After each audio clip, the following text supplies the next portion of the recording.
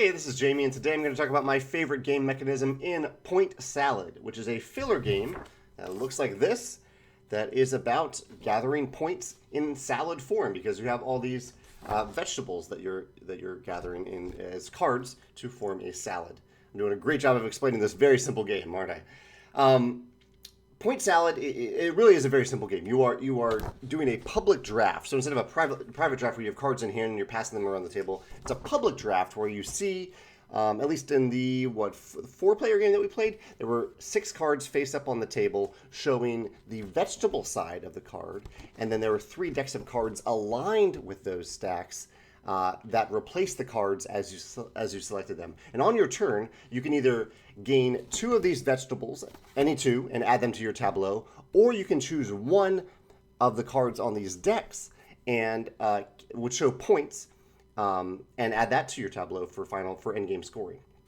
Now, what I love here, and the reason I just explained that, is that these aren't different types of cards. These are all the same deck of cards that you just shuffle together. You remove some based on player count, but it's all the same deck of cards. The backs of the cards are the points, and the fronts of the cards are the vegetables. I love that they used both sides of the cards for this purpose.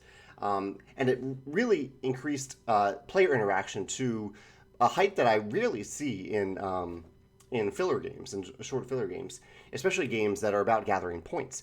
Because in this game, you have a tough choice every turn. Do you take the 2 cards from here, or do you choose one of these point cards and take it away from another player? But even if you want to take a point card away from another player, you don't even have to take the point card itself. You can just take one of the vegetable cards in the row, knowing that that point card is going to be flipped over and turned into a vegetable card in that row. And so you can, well, if you want to play a spiteful game, you can do that. As a filler game, I don't think it's overly spiteful in general. But there's just a ton of player interaction, plenty of reasons to look around the table to see what other players are gathering, to see if they are really going to benefit from one of these cards. And also, there's your own choices as you're trying to get as many points as you can possibly get. That you probably know when it's your turn, this is your one shot to get that point card, and it's probably your one shot to get the vegetable that you've been eyeing out there. So every turn is tense and full of interesting decisions, as you know this is your one shot to get one of those 2 things. Is now the time to get the points, or is now the time to get the vegetables?